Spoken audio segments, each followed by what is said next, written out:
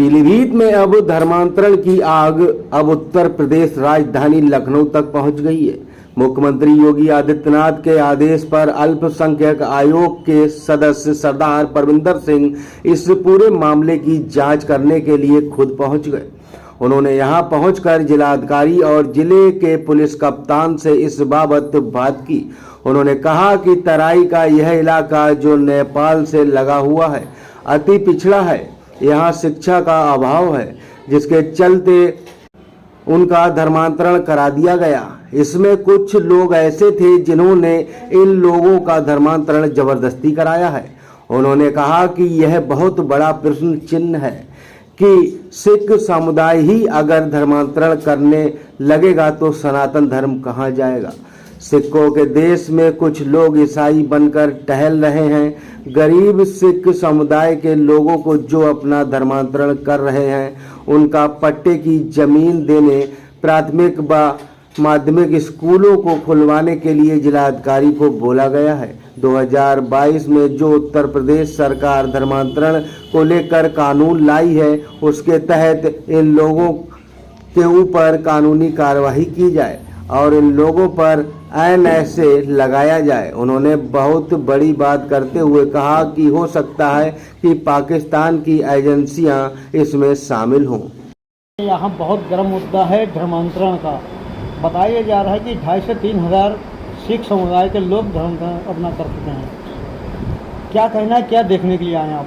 देखिए, आज हम लोग इस गंभीर मुद्दे पर जो कि विगत कई दिनों से मीडिया में प्रकाशित हो रहा है और माननीय मुख्यमंत्री जी ने इसका स्वयं संज्ञान लिया है, इस ज्वलंत मुद्दे पे आज उपरोक्त के संबंध में क्या समाधान निकाला जा सकता है और क्या आवश्यक कदम उठाए जा सकते हैं, इसके लिए आज मैं लखनऊ से यहाँ आया और मैंने माननीय विधायक आदरणीय स्वामी प्रवक्तानंद जी और माननीय हमारी जो चेयरमैन हैं नगर पालिका परिषद आदरणीय डॉक्टर आस्था अग्रवाल जी के साथ यहाँ के जिलाधिकारी और पुलिस अधीक्षक से हम लोगों ने वार्ता की है। हम लोग ने जो फैक्ट्स, जो चीज़ें हमारे सामने आ रही हैं, एक तो वो जो कुछ गांव थे वो मुख्य धारा से कटे हुए होना और नदी का किनारा होने के कारण उनकी भूमि अधिकतर जल पलावन में चले जाना, तो गरीबी एक बहुत बड़ा कारण था जिसका यहाँ पे, और अशिक्षा, ये दो मुख्यतः कारण जो इस प्रकार से रहे कि उन लोग को धर्मांतरण में मजबूर होना पड़ा और उसमें कई शख्स ऐसे रहे जिन्होंने जबरिया इसको कराया है। ये भी चीज़ें संज्ञान में आई हैं। इसमें कहीं ना कहीं मैं सर्वप्रथम एक सिख होने के नाते जहां अपनी गलती महसूस करता हूं कि सिख प्रतिनिधियों की और साथ में सिख संस्थाओं की भी प्राथमिक जिम्मेदारी है, चाहे वो हमारी शिरोमणि गुरुद्वारा प्रबंधक कमेटी हो, चाहे अन्य जितनी भी हमारी धार्मिक संस्थाएं हैं, उनको ध्यान देना चाहिए था कि जिस कौम के गुरु तेग बहादुर जी महाराज ने जनेऊ और शिखा की रक्षा के कारण, तिलक की रक्षा के कारण अपना सिर दे दिया, इस भारत को, आज उनको गुरु तेग बहादुर हिंद की चादर कहा जाता है, इस भारत की इज्जत को ढकने का कार्य किया। आज अगर सिख समाज ही धर्म परिवर्तन करेगा तो सनातन समाज कहा जाएगा। एक बहुत बड़ा प्रश्न चिन्ह है और इस पे मुझे जो संज्ञान में है, मुझे लगता है कि इंटरनेशनल एजेंसियां इस पे काम कर रही हैं कहीं ना कहीं। नेपाल से भी सटे कुछ जिलों का लोगों का संज्ञान में है कि वहाँ से भी कुछ लोग पास्टर बन के आ रहे हैं। चंद लोग ऐसे हैं, क्योंकि जो आज सिख बनाए जा रहे हैं उसमें वो जो क्रिश्चियन बनाए जा रहे हैं उसमें कहा जा रहा है कि आपने धार्मिक चिन्हों को ना त्यागे, सिर्फ क्रॉस पहन लें। तो इस प्रकार से वो चंद लोग ऐसे जो हैं जो सिखों के भेष में भी क्रिश्चियन बने घूम रहे हैं, ऐसे लोगों को हम कैसे किनारे करें। साथ में उन परिवारों के लिए भूमि पट्टे पे दिए जाने के संबंध में जिलाधिकारी महोदय से वार्ता हुई है।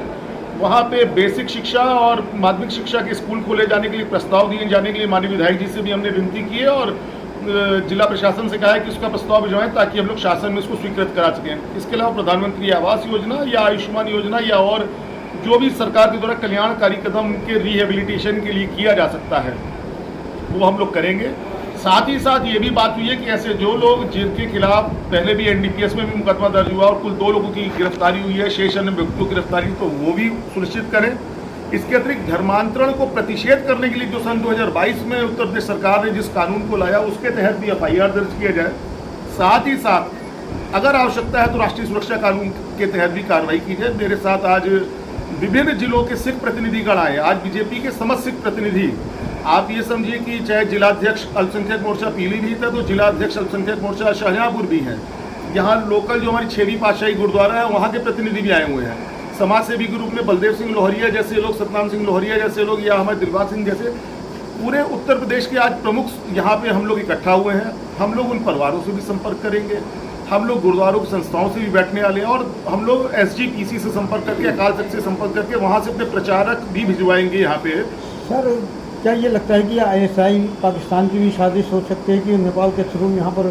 देखिए, अब मैं इसको तो पुख्ता नहीं कह सकता क्योंकि मुझे इतनी जानकारी नहीं है। तो पुलिस का काम है कि वो अन्वेषण करे और चीज़ों को, तथ्यों को प्राप्त करे। किस प्रकार के सुधार किए जाएंगे फिर?